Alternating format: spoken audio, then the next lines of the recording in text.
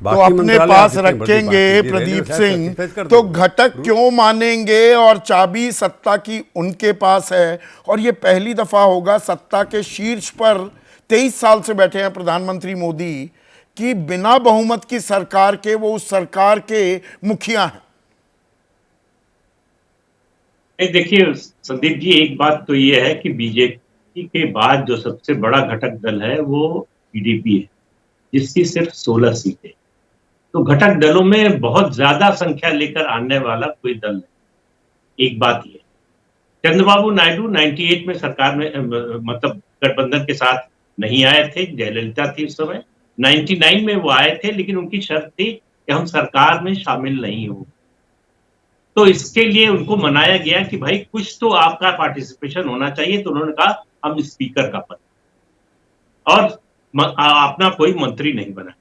उनकी पार्टी से कोई मंत्री नहीं बना, वो नहीं मंत्री बने ना, एरन नायडू बने पार्लियामेंट्री अफेयर्स मिनिस्टर, वो बाद में बने। हम 99 की बात कर रहे हैं, जब शुरुआत हुई गठबंधन में, जब वो शामिल हुए उस समय नहीं बने। और उनको लगातार मनाने की और शामिल करने की कोशिश होती रही कि जो है अगर पार्टिसिपेशन नहीं होगा तो फिर उस तरह का स्टेक नहीं होगा सरकार।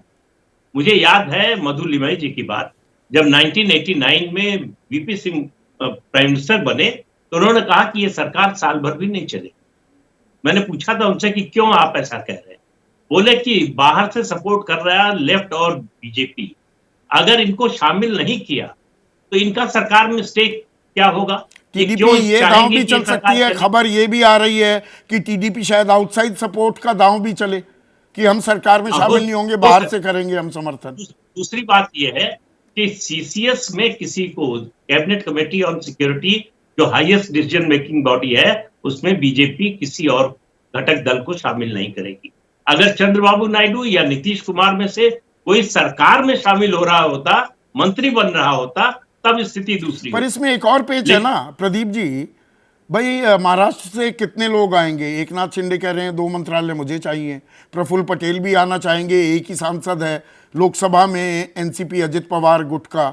उधर चिराग पासवान कहेंगे, कह रहे हैं, कहेंगे क्या, 5 में से 5 सांसद हैं, 2 को मंत्री बनाओ।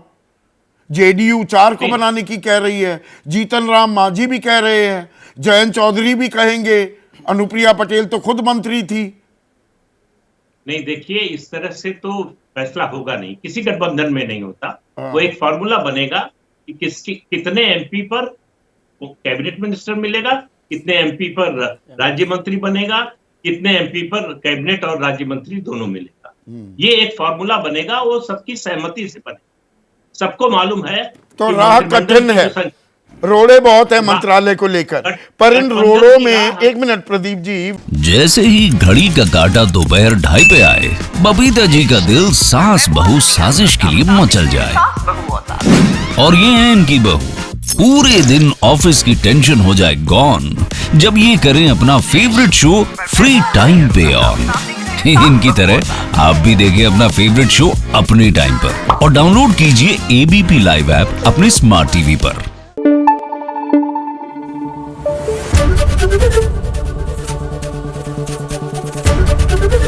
एबीपी न्यूज आपको रखे आगे।